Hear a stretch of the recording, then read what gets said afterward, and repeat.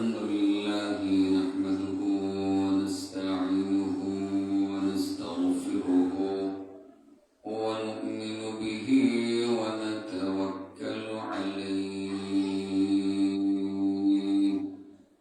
ونعوذ بالله من شرور أنفسنا ومن سيئات أعمالنا من يهده الله فلا مضل له ومن يضلله فلا هادي له ونشهد أن لا إله إلا الله وحده لا شريك له ونشهد أن سيدنا ومولانا محمدا عبده ورسوله أما بعد فأعوذ بالله من الشيطان الرجيم بسم الله الرحمن الرحيم قل هل يستوي الذين يعلمون والذين لا يعلمون إنما يتذكر أولو الألباب صدق الله العظيم وقال النبي صلى الله عليه وسلم يؤتى الرجل في قبره فإذا أتي من قبل رأسه دفعته تلاوة القرآن وإذا أتي من قبل يديه دفعته الصدقة وإذا أتي من قبل رجليه دفعته مشيته إلى المساجد أو كما قال النبي صلى الله عليه وسلم اللهم صل على محمد وعلى آل محمد كما صليت على إبراهيم وعلى آل إبراهيم إنك حميد مجيد اللهم بارك على محمد وعلى آل محمد كما باركت على إبراهيم وعلى آل إبراهيم إنك حميد مجيد ইলমুল কুরআন মহিলা মাদ্রাসা কর্তৃক আয়োজিত আজকের এই মুহূর্তে অনুষ্ঠানে উপস্থিত উলামায়ে কেরাম এবং মাদ্রাসার শিক্ষক শিক্ষিকা বৃন্দ অভিভাবক বৃন্দ যারা আপনারা আশপাশ থেকে এসেছেন সাধারণ শ্রোতাবৃন্দ দিনী আলোচনা মুযাকারা সবসময় শোনার সুযোগ হয় না।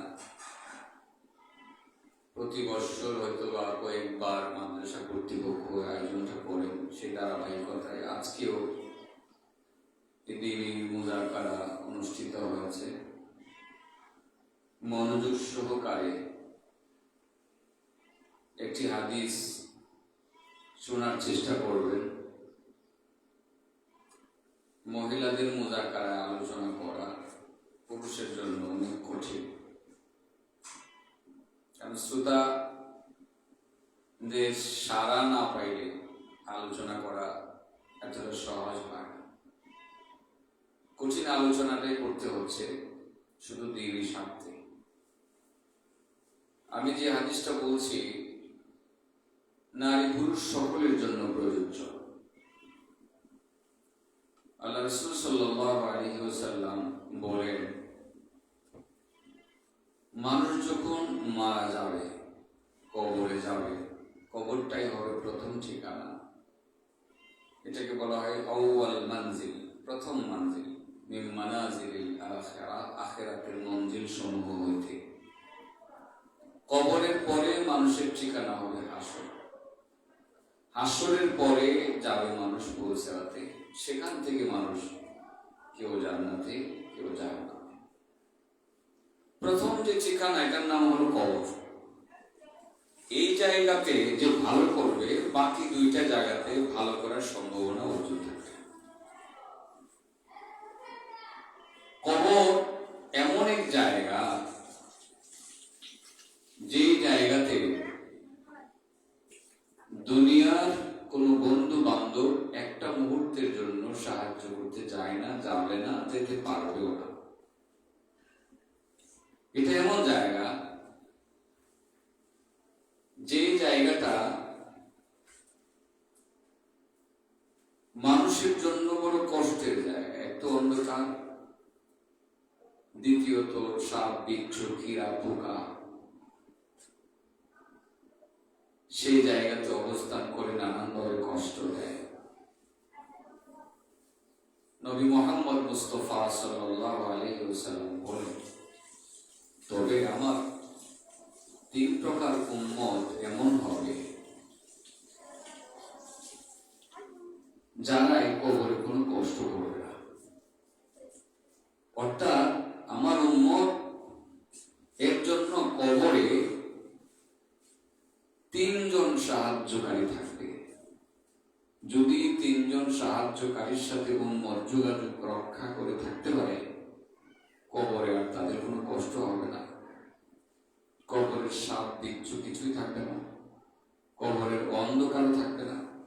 সে কবরে আরামে স্বাচ্ছন্দ্যে দীর্ঘ টাইম অবস্থান করবে, এরপরে সেখান থেকে সে জান্নাতে যাবে। তার মানে সহজে যে কথাটা বলতে চাই, মা বোনেরা শুনবেন, যে মানুষের জন্য কবরে 3 জন সাহায্যকারী থাকবে। নিজের মা সাহায্য করতে যাবে না, নিজের বাবা যাবে না, সন্তানেরও যাবে না, কিন্তু আল্লাহ রাসূল বলেন মানুষের জন্য কবরে সাহায্যকারী হবে 3 জন, যারা অনবরত কবরে সাহায্য করবে। ইউতার রাজুলু ফি কবরি ফাইদা উতিয়া মিন কিবালি রাসিহি দাফাআতুহু তিলাওয়াতুল কুরআন। 3 জন সাহায্যকারী কবরে সাহায্য করবে। 1 নম্বর সাহায্যকারী কবরে সাহায্য করবে মৃত ব্যক্তির মাথার পাশে দাঁড়িয়ে থেকে। যখন কবরে মাথার দিক থেকে কোনো আযাব আসবে, ফেরেশতা মার দিতে আসবে, তখন 1 নম্বর সাহায্যকারী মাথার পাশে দাঁড়াইয়া আযাবের ফেরেশতাকে হটায় দেবে। এরপরে যখন ফেরেশতা পায়ের দিক থেকে আযাব দিতে যাবে, আরেকজন সাহায্যকারী পায়ের দিকে দাঁড়িয়ে সাহায্য করবে, আযাবের ফেরেশতাকে নিজের হাতে হটায় দেবে। এরপরে ফেরেশতারা চিন্তা করবে, তার মাথায়ও আঘাত করতে পারলাম না, পায়েও আঘাত করতে পারলাম না, এবার তার হাত ধরে গেল। তখন আরেকজন সাহায্যকারী 2 হাতের পাশে দাঁড়িয়ে সাহায্য করবে, আযাবের ফেরেশতাকে টাচ করতে দেবে না। সুবহানাল্লাহ। তাইলে 3 জন সাহায্যকারীর সাথে আমাদের পরিচিত হওয়ার দরকার। সাহায্যকারী কয়জন? কোথায়? মাটির উপরে না নিচে? কবরে। তিনটা কথা মনে রাখবো, হাদিস বলছি, তোমরা শিখে গেল হাদিস, এবারও সহ শিখে গেল। তাইলে প্রথম সাহায্যকারী সাহায্য করবে মাথা দিয়ে দাঁড়িয়ে। আল্লাহ রাসূল বলেন, ইউতার রাজুলু ফি কবরি ফাইদা উতিয়া মিন কিবালি রাসিহি দাফাতুহু তিলাওয়াতুল কুরআন। যখন আল্লাহর বান্দা বান্দীকে কবরে রাখা হবে, মাথার দিক থেকে যখন কোন আযাবের ফেরেশতা আযাব দিতে আসবে, তখন তিলাওয়াতুল কুরআন নামের একজন সাহায্যকারী মাথার পাশে দাঁড়ায় যাবে। যে সাহায্যকারী মাথার পাশে দাঁড়ায় সাহায্য করবে, তার নাম কি? তিলাওয়াতুল কুরআন। শুধু কোরআন বলবো না, কি বলবো? তিলাওয়াতুল কুরআন। তার মানে আল্লাহর যে সব বান্দা বান্দি দুনিয়াতে কোরআন তিলাওয়াতে অভ্যস্ত, কম হোক বেশি হোক, কেউ পুরা কোরআন এক সপ্তাহে খতম করে, কেউ পারে না, কেউ শুধু সূরা ফাতিহা পড়তে পারে, কেউ শুধু সূরা ইখলাস পড়তে পারে, কেউ আয়াতুল কুরসি পড়তে পারে, যতটুকুই পারে ততটুকুই তিলাওয়াত করে। এই যে তিলাওয়াতের একটা নিয়মিত অভ্যাস, এটা যার মধ্যে থাকবে, এই তিলাওয়াতুল কুরআন তখন কবরে গিয়ে তার মাথার পাশে দাঁড়িয়ে থাকবে। আযাবের ফেরেশতা যখন মাথায় আযাব দিতে আসবে, তখন তিলাওয়াতুল কুরআন তাকে এখান থেকে হটিয়ে দিবে, সরিয়ে দিবে এবং সাহায্য করবে। তাহলে আমরা বুঝতে পারলাম যে আমাদের কবরের জগতের প্রথম সাহায্যকারীর নাম হলো তিলাওয়াতুল কুরআন। তো আজকাল তিলাওয়াতের গুরুত্ব কম। আলহামদুলিল্লাহ, মেয়েরা যারা মাদ্রাসায় পড়ে, তারা কিন্তু শিক্ষকদের শাসনে হোক, যে কোনো ভাবে হোক, নিয়মিত কিন্তু কিছু অংশ তারা তিলাওয়াত করে। অভিভাবক যারা আছেন, আপনাদের বলি, হয়তো আপনি পুরা কোরআন পড়তে পারেন না, আপনি না পারলেও আপনি সূরা ফাতিহা জানেন, এটাই পড়েন। আপনি আয়াতুল কুরসি জানেন, এটাই পড়েন। আল্লাহু আকবার। আয়াতুল কুরসির যে কত ফজিলত, আজকে আমি এগুলো বলবো না, আজকে তো আমার সময় অনেক কম। আপনি আয়াতুল কুরসি জানেন না, সূরাতুল ইখলাস তো জানেন, কুল হুয়াল্লাহু আহাদ, এই সূরাটা তো জানেন। আজকে এই সূরাটা নিয়ে কথা বলে আগেও বলছিলাম। আল্লাহ রাসূল সাল্লাল্লাহু আলাইহি সাল্লাম বলেন, সূরাতুল ইখলাস তা'দিলু সুলুসাল কুরআন। সূরাতুল ইখলাস হলো পবিত্র আল কুরআনুল কারীমের 1/3 সমান। তার মানে হলো আল্লাহর কোন বান্দা, আল্লাহর কোন বান্দি যদি কুল হুয়াল্লাহ সূরা মাত্র 3 বার তেলাওয়াত করে, মহান আল্লাহ তাআলা তার আমলনামায় পুরা 1 খতম কোরআনের নেকি ডাইরেক্ট লিখে দেবে। কত চমৎকার একটা সুযোগ! আমার মনে হয় মা বোনেরা যারা আসছেন, এই সুযোগটা প্রতিদিন বহুবার আপনি নিতে পারেন। সূরাতুল ইখলাসের এই সুযোগ 3 বার তিলাওয়াত করলে 1 খতমের নেকি পাওয়া, এটা চারটিখানি কথা না। আমরা 3 বার এখনই পড়ে নিতে পারি। আমার মনে হয় সকলেই পড়লে ভালো হয়। আপনারা যারা আছেন পড়েন, আমিও পড়ি, আমারও তো নেকি কামাই করার দরকার। সূরা ইখলাসটা 3 বার পড়ি। বিসমিল্লাহির রহমানির রহিম। কুল হুয়াল্লাহু আহাদ, আল্লাহুস সামাদ, লাম ইয়ালিদ ওয়া লাম ইউলাদ ওয়া লাম ইয়াকুল লাহু কুফুয়ান আহাদ। বিসমিল্লাহির রহমানির রহিম।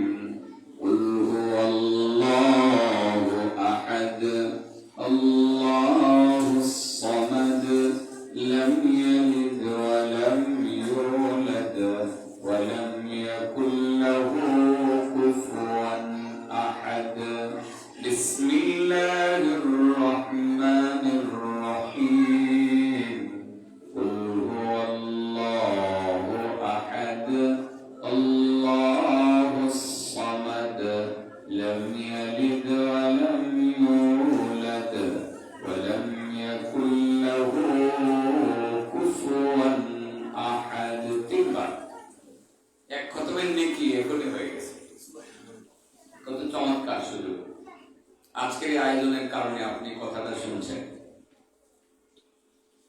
আপনি বড় ভাগ্যবান যে প্রতিদিন আপনি 5 ওয়াক্তের নামাজের পরে যদি 3 বার করে সূরা ইখলাস পড়েন তো 5 খতমের নেকি নিয়ে আপনি ঘুমাইতে পারবেন।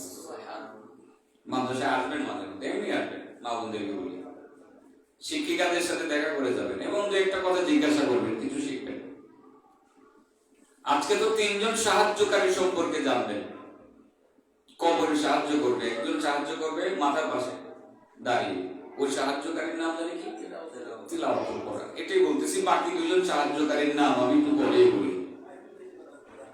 সূরা ইখলাস তিলাওয়াত দ্বারা যদি আপনার 3 বার তিলাওয়াত দ্বারা যদি 1 খতমের নেকি হয়, 10 বার পড়লে কি হবে? আল্লাহ রাসূল সাল্লাল্লাহু আলাইহি ওয়াসাল্লাম আরেকটা ফজিলত বলেছেন, মান ক্বারাআ কুল হুয়াল্লাহু আহাদ হাত্তা ইয়াখতিমাহা 10 মাররাতিন বানাল্লাহু লাহু কাসরান ফিল জান্নাহ। যে ব্যক্তি কুল হুয়াল্লাহু আহাদ শুরু থেকে শেষ পর্যন্ত মাত্র 10 বার তেলাওয়াত করবে, মহান আল্লাহ তাআলা তার জন্য জান্নাতে একটা বাড়ি বানায় দেবেন। তো অনেকে বলবেন যে হুজুর 10 বার পড়লে যদি জান্নাতের বাড়ি হয় তো আর কষ্ট করে নামাজ পড়ে লাভ কি? জান্নাতের বাড়ি তো কনফার্ম। তবে এটাও সত্য, বাড়ি হইলেই তো বাড়িতে ঢোকা যায় না, ঢুকতে গেলে তালা খুলতে গিয়ে চাবি লাগে, কি লাগে? বাড়ির চাবি লাগবে। আর এই চাবিটা হলো 5 ওয়াক্তের নামাজ। বাড়ি হবে ঠিকই, 5 ওয়াক্তের নামাজ নিয়ে গেলে তালা খুলে জান্নাতের ভিতরে ঢোকা যাবে, সেজন্য নামাজ লাগবে। তারপরেও 4টি খানিক কথা 10 বার পড়লে আল্লাহ নিজে জান্নাতে বাড়ি বানিয়ে দেবেন একটা। প্রতিদিন যদি আপনি 10 বার পড়েন, মাসে যদি 30 দিনই 10 বার করে পড়েন, তাহলে 30টা বাড়ি হবে আপনার জান্নাতে। শুধু চাবিটা মাত্র সঙ্গে নেবেন, এক চাবি দিয়ে সব বাড়ির তালা। মা বোনদেরকে বলি, সূরা ইখলাসের আমল যেমন করবেন, পাশাপাশি নামাজের আমলটাও করবেন। 5 ওয়াক্তের নামাজ পড়বেন, সন্তান নামাজ পড়তেছে কিনা খবর রাখবেন, প্রতিবেশীকে নামাজের দাওয়াত দেবেন, নিজের বান্ধবীদেরকে নামাজের দাওয়াত দেবেন। তাছাড়া তিলাওয়াতুল কোরআনের আরেকটা ফজিলত বলি, হয়তো শুনছেন তাও বলি। আল্লাহ রাসূল সাল্লাল্লাহু আলাইহি ওয়াসাল্লাম বলে, দুনিয়ার আল্লাহ কোন বান্দা বান্দি যদি সূরা ইখলাস নিয়মিত তেলাওয়াত করে, নিয়মিত প্রত্যেকদিন 1 বার 2 বার 3 বার যে কয়বারই হোক, কম হোক বেশি হোক, যদি কোনো আল্লাহর বান্দা বান্দি সূরা ইখলাস নিয়মিত তেলাওয়াত করে, মহান আল্লাহ তাআলা তার মরণের পরে তার জানাজার নামাজে যদি একজন মানুষও এসে হাজির না হয়, তার জানাজার নামাজে আল্লাহ তাআলা জিবরাইলকে ইমামতি করার জন্য পাঠাবেন এবং জিবরাইল তার জানাজার নামাজে আসবে। একা আসবে না, কমপক্ষে 50,000 ফেরেশতার বিশাল বড় একটা দল বল নিয়ে তার জানাজার নামাজে এসে হাজির হবে। কত বড় ভাগ্যের ব্যাপার! সেই জন্য মা বোনদেরকে বলি, সূরা ইখলাসের আমল নিয়মিত করুন। নিজের স্বামীকে সূরা ইখলাসের আমলটা করতে বলুন। আপনি প্রতিদিন সূরা ইখলাস ঘুমাইতে যাওয়ার আগে অন্তত পক্ষে 3 বার করে ঘুমিয়ে যান।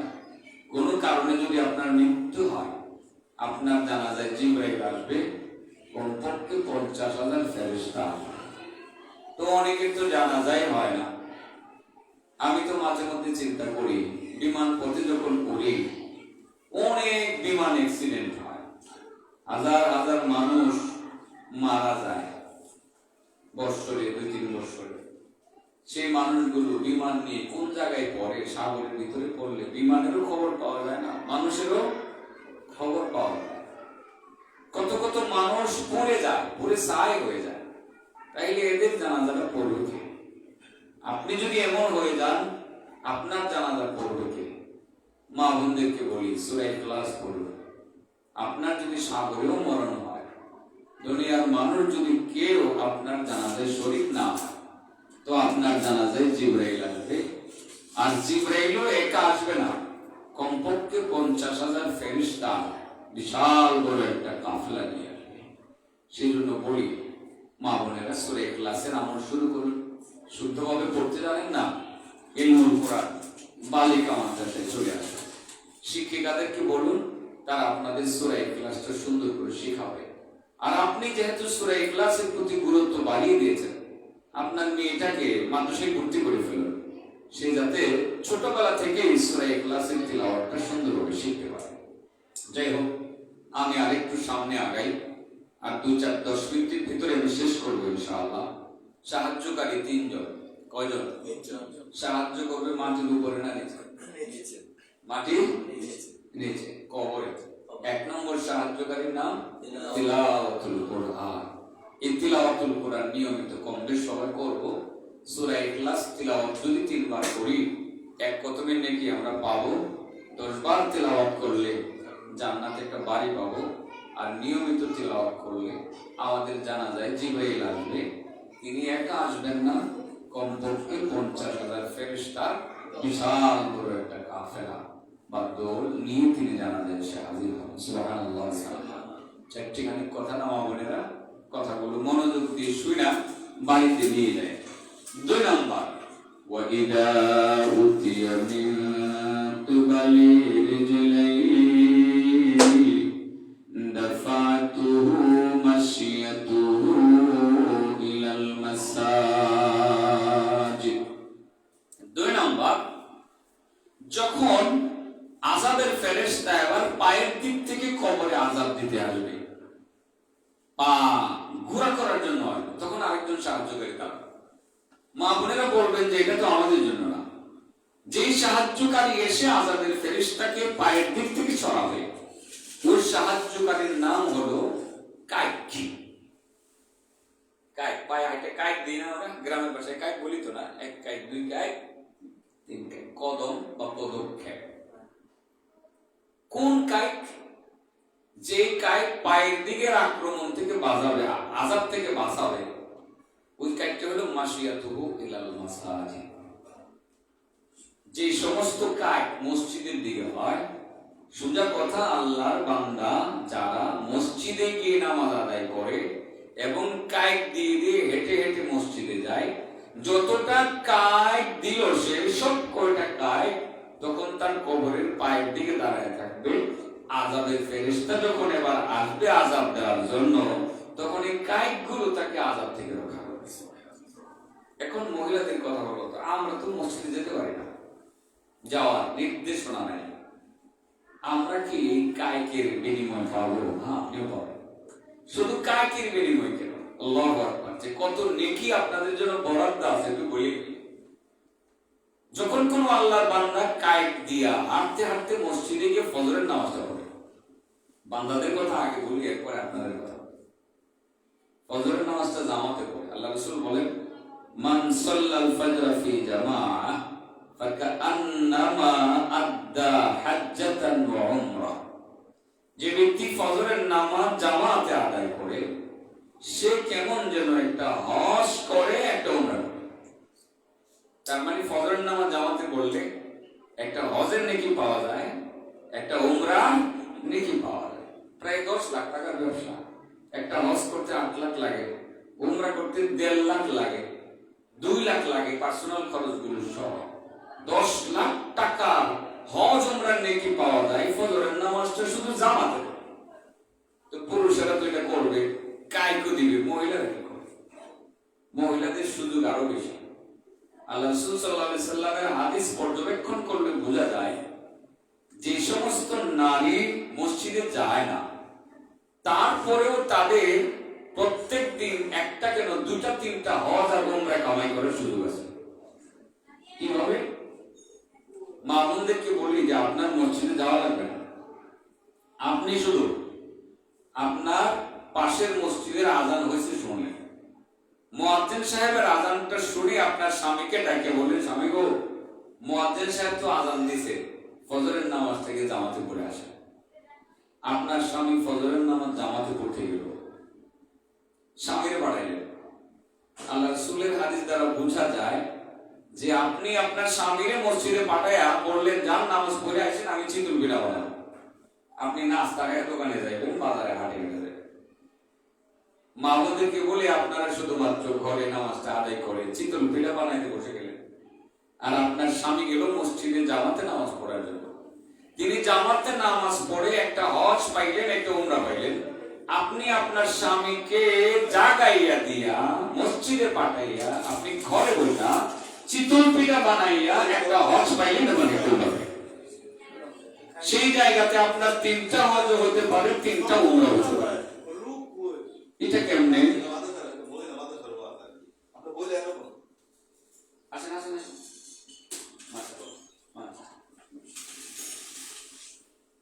আপনার ঘরে আপনার বড় ছেলেটা নামাজ পড়ে, তারেও বললেন বাবারে যা উঠ তোর আব্বুর সাথে গিয়ে নামাজটা পড়ে আস।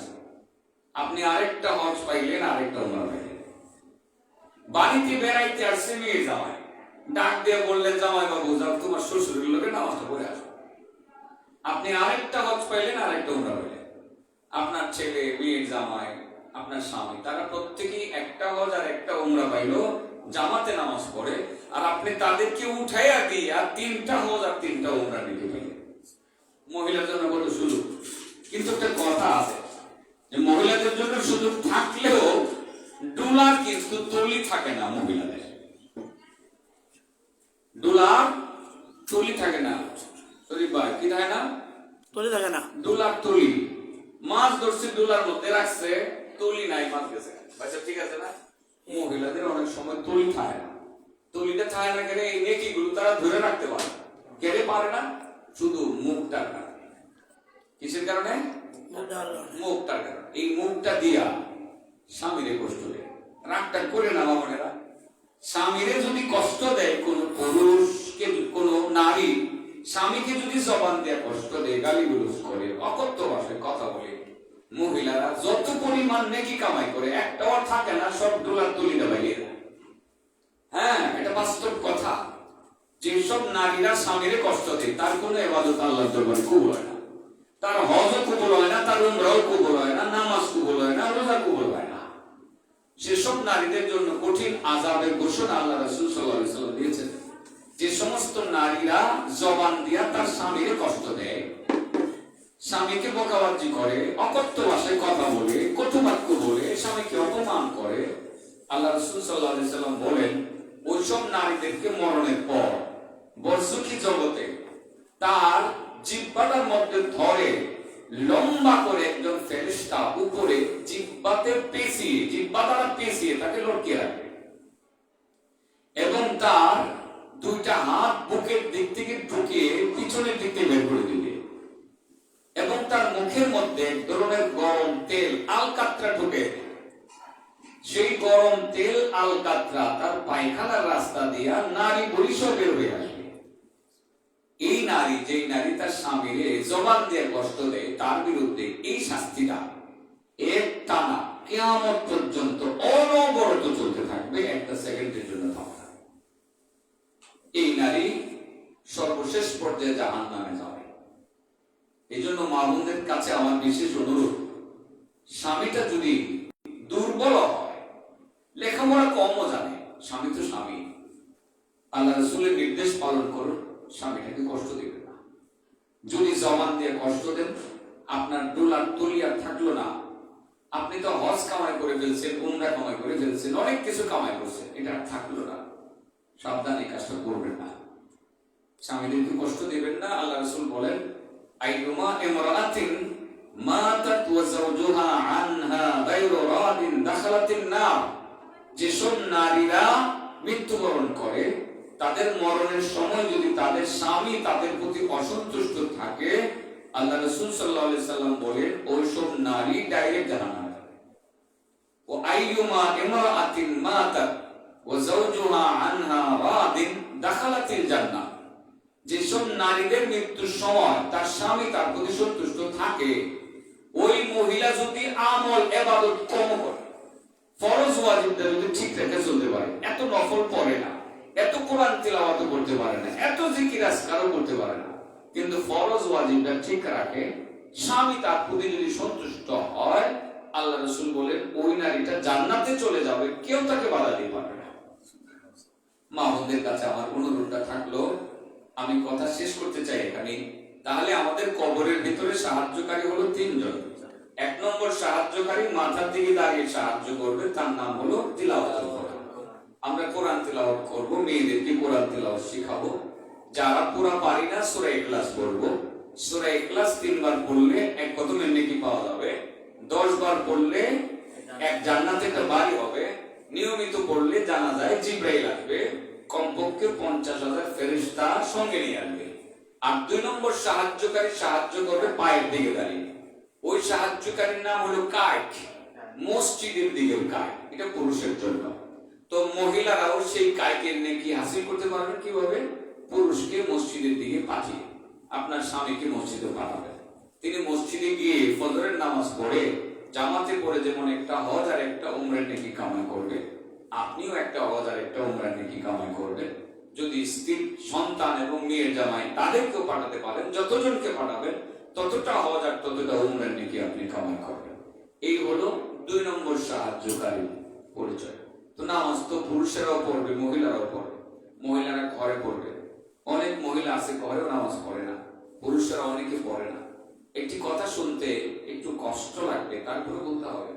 যে সমস্ত আল্লাহর বান্দা বান্দি ফজরের নামাজ না পড়ে ঘুমিয়ে থাকে, আল্লাহ রাসূল সাল্লাল্লাহু আলাইহি সাল্লাম বলেন, যাকা রাজুলুন বালাশ শাইতানু ফি উযুনি, সে তো এমন লোক যার কানের ভিতরে শয়তান প্রত্যেকদিন সকালবেলা পেশাব করে। অর্থাৎ যারা ফজরের নামাজ না পড়ে ঘুমায় থাকে, এদের কানের ভিতরে শয়তানে পেশাব করতে থাকে। তো আমরা ফজরের নামাজ সবাই পড়বো, মা বোনদেরকে বলি প্রত্যেকেই পড়বো, এবং ঘরে যারা আছে তাদেরকে জাগিয়ে দিবে। 3 নম্বর সাহায্যকারী, 3 নম্বর সাহায্যকারী ওয়া ইদা উতিয়া মিন কিবালি ইয়াদাইহি, এবার যখন আযাবের ফেরেশতা প্রথম আসবে মাথার দিকে, পারবে না, কোরআন তিলাওয়াতে তারে সরায় দিবে। পরে আসবে পায়ের দিক থেকে, পারবে না, কায়েক, মসজিদের দিকে কায়েক তাকে সরায় দিবে। 3 নম্বরে সে চিন্তা করবে এবার দুইটা হাত ভেঙে দিই। এবার আযাবের ফেরেশতা আসবে হাতের দিক থেকে তাকে আক্রমণ করার জন্য। যখন হাতের দিক থেকে আক্রমণ করতে আসবে, তখন আরেকজন সাহায্যকারী দাঁড়িয়ে তাকে সাহায্য করবে। ওই সাহায্যকারীর নাম হলো দাফাআতুহুস সাদাকা। নাম কি? দাফাআতুহুস সাদাকা। এটার নাম হলো সাদাকা। সাদাকা মানে দান খয়রাত। আপনি জীবনে যে দান করছেন, 1 টাকা করছেন, 2 টাকা করছেন, আল্লাহকে রাজি খুশি করার জন্য যে দান সদকাটা আপনি করছেন, আল্লাহকে রাজি করার জন্য যে সাদাকা আপনি করছেন, শুধু আল্লাহকে খুশি করার জন্য, পরিমাণে 1 টাকাই হোক, 2 টাকাই হোক, 3 টাকাই হোক, 100 টাকা হোক, 1000 টাকা হোক, শুধু আল্লাহকে রাজি খুশি করার জন্য যে সাদাকাটা আপনি করলেন, এই সাদাকাটা কবরে আপনার সঙ্গে যাবে। আপনার হাতের দিক থেকে যখন কোনো আযাবের ফেরেশতা আসবে আপনাকে আযাব দেওয়ার জন্য, সাদাকা ডাইরেক্ট ফেরেশতাকে সরায় দিয়ে বলবে, যাও তুমি এখানে আসবা না, তোমার এখানে আসার কোনো সুযোগ নাই, আমি এখানে আছি। তাহলে মা বোনদেরকে আমি 3টা কথাই বুঝিয়ে বললাম। 1 নাম্বার যেটা বললাম সেটা হলো কবরের ভিতরে আমাদের 3 জন সাহায্যকারী থাকবে। প্রথম সাহায্যকারীর নাম হলো তিলাওয়াতুল কোরআন, তিনি মাথার দিক থেকে সাহায্য করবে। 2 নম্বর সাহায্যকারীর নাম হলো কায়েক, পায়ের দিক থেকে সাহায্য করবেন, সেটা হলো মসজিদের দিকের কায়েক। আর 3 নম্বর সাহায্যকারী সাহায্য করবেন হাতের দিক থেকে, ওই সাহায্যকারীর নাম হলো সাদাকা। আমরা ইনশাআল্লাহ আজ থেকে আমরা কোরআন তিলাওয়াত নিয়মিত করব, সূরা ইখলাস পড়ব বেশি বেশি। 3 বার পড়লে 1 খতমের নেকি পাবো, 10 বার পড়লে জান্নাতে বাড়ি পাবো, নিয়মিত পড়লে জানাজায় জিবরাইলকে পাবো। আর 2 নম্বর মসজিদের দিকে পুরুষদেরকে পাঠায় দিব, আর পুরুষরা যারা যাব, মহিলারা আমরা পুরুষদেরকে মসজিদে পাঠিয়ে দিব। আর 3 নাম্বার যে কাজটা করব, যথাসাধ্য 1 টাকা হোক, 10 টাকা হোক, 20 টাকা হোক, আমরা যথাসাধ্য সাদাকা করব। মাঝে মধ্যে যদি সুযোগ হয় মাদ্রাসায় এসে খবর নেবেন যে কোনো গরিব এতিম মেয়ে আছে কিনা, যারা বেতন দিয়ে পড়তে পারে না, আপনার সাধ্য মতো তার পক্ষ থেকে বেতনটা আপনি পরিশোধ করে দেন, তার পক্ষ থেকে তার খাবারের টাকাটা আপনি পরিশোধ করে দেন, তাকে এক্সেল কিতাব কিনে দেন, তাকে কিছু খাতা কলম কিনে দেন, জামা কাপড় কিনে দেন। মাদ্রাসাগুলোতে এসেই দেখবেন 2, 4, 10, 15 জন গরিব এতিম মিসকিন থাকে। আপনারা এসে খবর নেবেন, বড় ম্যাডামের কাছে খবর নিয়ে বলবেন যে এতিম গরিব কে আছে, তার দায়িত্বটা আমাকে দিয়ে দেন। যদি সম্ভব হয় এই কাজটা করবেন, আপনার কবরের ভিতরে এই সাদাকাটা আপনাকে সাহায্য করবে। দুনিয়াতে বহু সাহায্যকারী পাওয়া যায়, কিন্তু কবরে সাহায্যকারী পাওয়া বড় কঠিন। আপনাদেরকে 3 জন সাহায্যকারীর পরিচয় আমি দিয়ে গেলাম, তাদের সাথে যোগাযোগ রাখবেন। ইনশাআল্লাহ আল্লাহ আপনাদেরকে কবরে, আমাদের সকলকে কবরে শান্তিতে রাখবেন। যে কথাগুলো বললাম, অনেক কথাই বলা হয়ে গেছে। আমি ভাবছিলাম শুধু আধা ঘন্টাই বলবো, প্রায় বেশি হয়ে গেছে, অনেক লম্বা কথা বলতেছি। কথাগুলো সবাই বাড়িতে নিয়ে যাবেন, মা বোনদের অনুরোধ করি। তো আজকের এই আয়োজনে উপস্থিত আছেন আমাদের আরেক বড় ভাই হযরত মাওলানা ইয়াহিয়া লাহুরি দামাত বারাকাতুহু। ভাই তো কিছু বলবেন, এরপরে দোয়া করবেন। তাছাড়াও দিনী আলোচনা মুজাকারা করার জন্য মাদ্রাসার পরিচালক প্রতিষ্ঠাতা আছেন আমার অত্যন্ত মহব্বতের ভাই, দীর্ঘ 25-26 বছর যাবৎ, 27 বছর যাবৎ যার সাথে আমার উঠা বসা।